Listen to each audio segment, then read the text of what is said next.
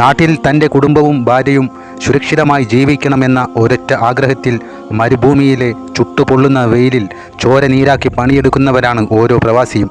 സ്വന്തം വിശപ്പും ഉറക്കവും സന്തോഷങ്ങളും മാറ്റിവെച്ച് പ്രിയപ്പെട്ടവർക്ക് നല്ലൊരു ഭാവി നൽകാൻ രാത്രിയെന്നോ പകലെന്നോ ഇല്ലാതെ അധ്വാനിക്കുന്ന ആ ഭർത്താക്കന്മാരുടെ മനസ്സ് നിറയെ ഒരൊറ്റ ചിന്ത മാത്രമാണ് എൻ്റെ കുടുംബം. എന്നാൽ ആ വിശ്വാസത്തിനും സ്നേഹത്തിനും തിരികെ ലഭിക്കുന്നത് താങ്ങാനാവാത്ത വഞ്ചനയാകുമ്പോൾ ആ മനുഷ്യൻ്റെ മനസ്സിൻ്റെ വേദന നമ്മൾ ചിന്തിക്കുന്നതിലും അപ്പുറമായിരിക്കും. കഴിഞ്ഞ കുറച്ച് ദിവസങ്ങളായി നമ്മൾ കേട്ടുകൊണ്ടിരിക്കുന്ന വാർത്തയാണ് കോഴിക്കോട് ബാലുശ്ശേരിയിൽ നിന്നും യുവതിയെയും മകനെയും കാണാനില്ല എന്ന പരാതിയുമായി ഭർത്താവായ ജയ്സൽ രംഗത്ത് വന്നത്. വിദേശത്തു നിന്നും താൻ സമ്പാദിച്ചുണ്ടാക്കിയ സ്വർണവും പണവും എടുത്താണ് ഈ യുവതി നാട് വിട്ടതെന്നും അതെല്ലാം നഷ്ടപ്പെട്ടാലും തനിക്ക് തൻ്റെ മകനെ മാത്രം മതിയെന്ന ഈ ഉപ്പയുടെ നെഞ്ചു തകർക്കുന്ന വാക്കുകൾ നമുക്കെല്ലാം വിഷമം തന്നെയാണ് അത് ഉണ്ടാക്കി നൽകിയത്. എന്നാൽ ഈ വാർത്ത പുറത്തു വന്നപ്പോഴും എന്താണ് ഷഹല ഷെറിനും മകനും സംഭവിച്ചത് എന്നുള്ള കാര്യത്തിൽ യാതൊരു വ്യക്തതയും ഉണ്ടായിരുന്നില്ല.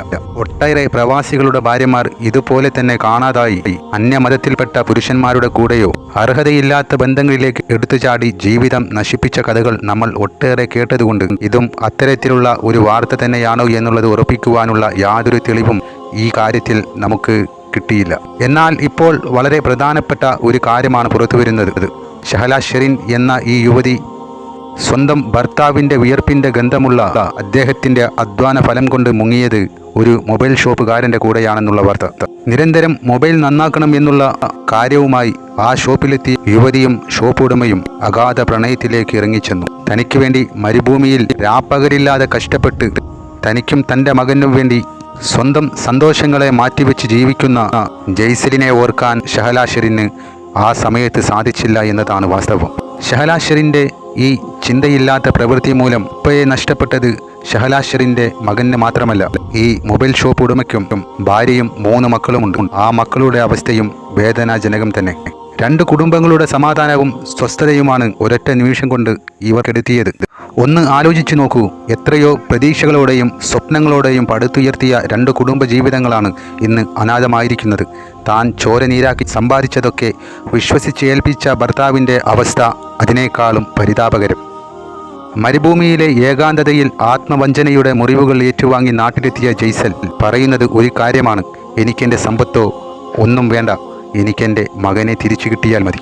മറുഭാഗത്ത് യാതൊരു തെറ്റും ചെയ്യാത്ത ആ മൊബൈൽ ഷോപ്പുകാരൻ്റെ ഭാര്യയുടെയും അച്ഛനില്ലാതെ അനാഥരായി പോയ ആ 3 പിഞ്ചു മക്കളുടെയും ഭാവി, അവരുടെ കണ്ണീരിന് ആര് ഉത്തരം നൽകും?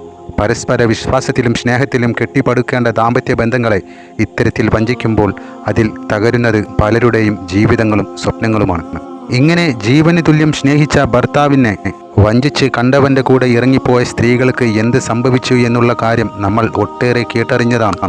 ഇതെല്ലാം അറിഞ്ഞിട്ടും ഇപ്പോഴും നമ്മുടെ സ്ത്രീകൾക്ക് എന്തുകൊണ്ട് അത് മനസ്സിലാക്കാൻ കഴിയുന്നില്ല? ഇനി ഇവർ നേരിടാൻ പോകുന്ന പരിതാപകരമായ അവസ്ഥയെക്കുറിച്ച് മനസ്സിലാക്കാൻ തക്കവണ്ണം തന്നെയുള്ള വാർത്തകളും വീഡിയോകളും നമ്മൾ കണ്ടിട്ടും പിന്നീടും എങ്ങനെയാണ് ഇവർക്ക് ഇത്തരത്തിലേക്കൊരു വഴിയിലേക്ക് ചെന്നെത്താൻ കഴിയുന്നത്?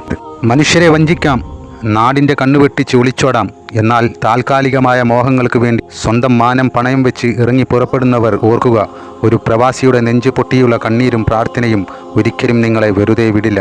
അള്ളാഹു എല്ലാം കാണുന്നുണ്ട്.